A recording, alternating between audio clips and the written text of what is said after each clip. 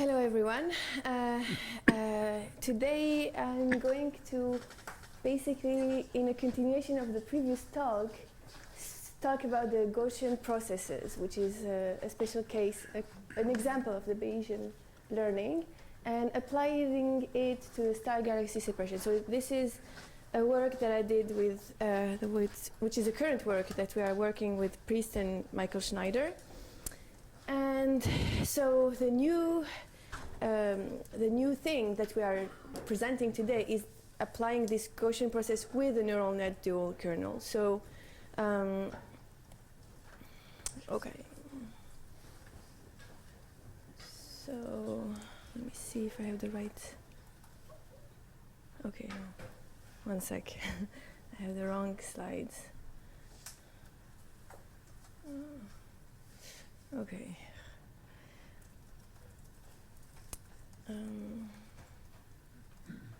Okay.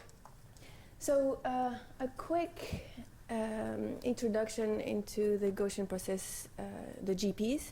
So the GPs are can be used for regression, interpolation, or classification, basically to predict the function of unseen data points. Here I just gave some basic equation to explain it. So y is the observed target value, f is the function value, x is the input vector. And we assume that there is a difference between y and the function value, which is like this noise, epsilon.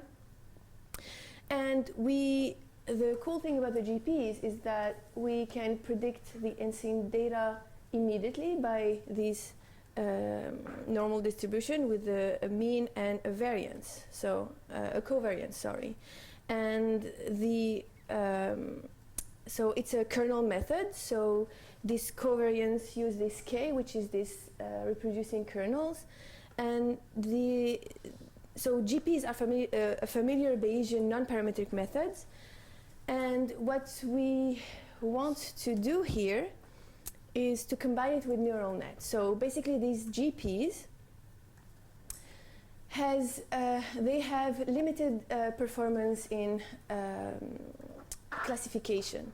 So here I'm just showing that the classical GP is used with the kernel. So basically a GP, you have to assign it a kernel. So the most used kernel is the radial basis function, the RBF, or the squared exponential kernel.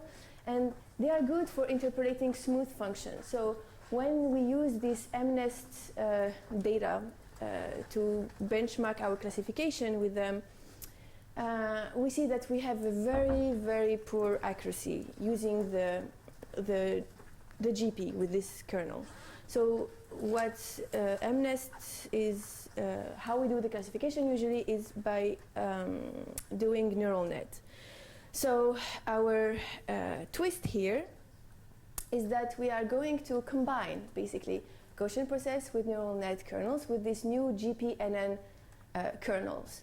So there are very recent results that show actually a duality between wide, random, deep neural net and GP. And this is used through a conjugate. And basically, you take an infinite wide single hidden layer neural net with an IID, and it's equivalent to a Gaussian process. And this work has been shown in the 90s by Neil in his thesis, and it was like an application of the central limit theorem. And this gave this idea of combining both and create this GPNN, because there is like some dual description there. So without going into the details, benefit of the dual network is that it's inherently probabilistic. We can add prior information. We have, for free, the uncertainty of the data that we predict. And it's very easy to compute because it's linear algebra. And it defines feature maps as new windows, and I will talk about it more at the end. So, okay, so in 2018, Google Brain showed the first application of this GPNN on MNEST, the data that I showed of classification numbers, handwritten numbers. And they showed that where you see here GP is actually GPNN, they showed with a comparison with the neural net that actually the test accuracy was as good as the NN, and the more you increase actually the number of training points, sampling, so, it reached a point when it's even better than neural net. So the history of our work here is that we discovered this GPNN, and then we thought, how can we use it in our physics problems? So we started by using it on a reinforcement learning problem. So we had this very easy 1D mountain car problem where we had constraint on the velocity of the distance and the thrust of the car. Basically, it cannot go up. The goal is to make it go up the hill to the flag, but of course we cannot go up immediately because the thrust is not enough.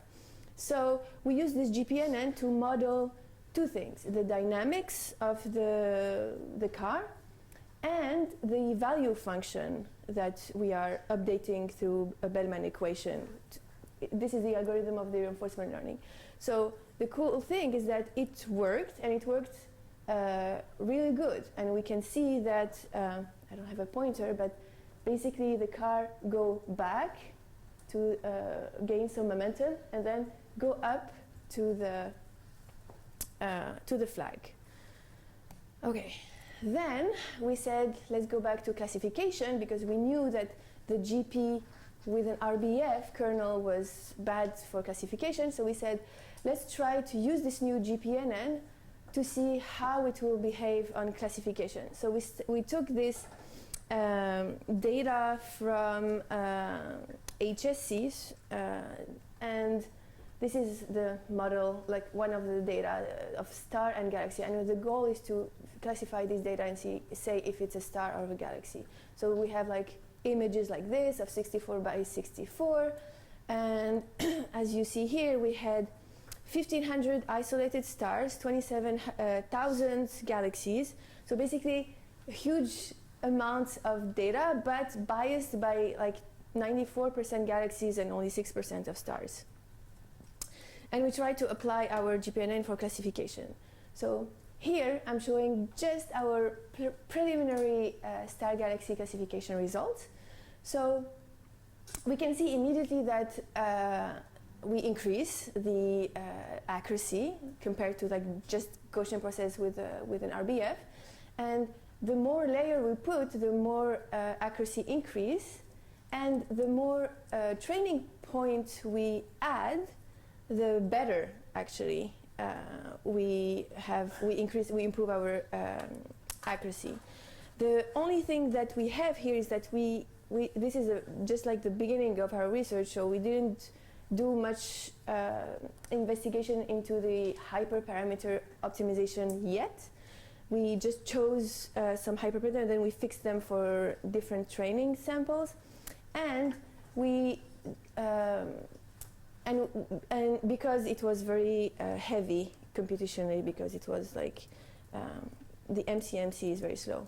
Anyway, so what we saw in general is that the prediction increased with the number of layers, which was what we predict. Okay, so the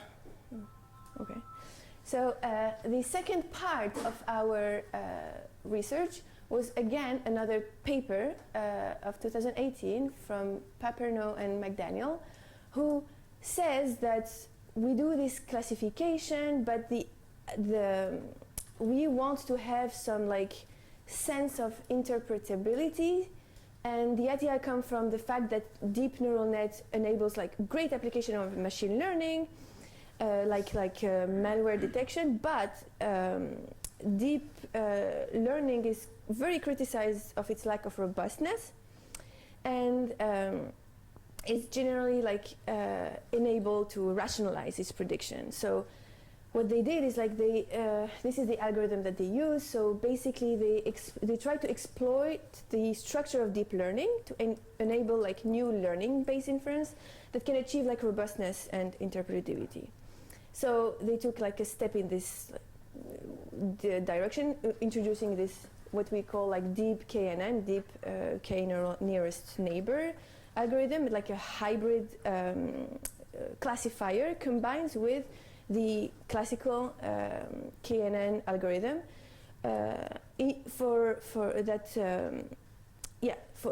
apply it to the nearest neighbors, and that can be used in order to estimate the non-conformity, the lack of support, basically, of a prediction in a training data. So basically, this tool would allow us to know if we do a misclassification, why it is misclassified. Basically, it shows you that, I'm going to show it. So in this paper,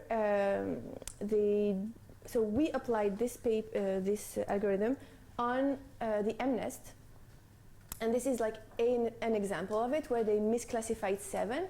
And actually, when we applied this nearest neighbors, we can see that this 7 was like very looking like, for a human being, maybe we can see that it's a 7, but for the machine, like all the neighbors are 1s. So it gives us a sense of like interpretive of why this is like misclassified. And again, we tried to apply it to our star and galaxies. So especially for the non-isolated images. So we have like misclassified, for example, a star because it had this like image, non-clean image with these blobs. And then when you can see the neighbors, you see that it's around like images of non-isolated with other blobs, and then this would make sense why the algorithm didn't work well. So the summary that I want to say is that so neural net dual kernel makes GPs now very competitive for classification, and the fact that we have the uncertainty for free is a very considerable fact. I said before that the GP's regression computation is like timescales with as cube of the number of training and test samples, but Google Brain just released a package of using these GPs, using JAX on GPUs, and at LLNL we are trying to run actually the whole data set with our HPC to speed it up. And the last point, which was kind of like an open thinking about the matter, is that how do we take the training? Like when you have a training of like more than 96%, 94% of galaxies and only 6% of stars, I can show the result, but the results were better for galaxies, because when you take, for example, when you just take like a random 10,000 or 1,000 sample, you would get more galaxies, and then you would do better training on the galaxies and less on stars. So we have to think about how do we sample the training data.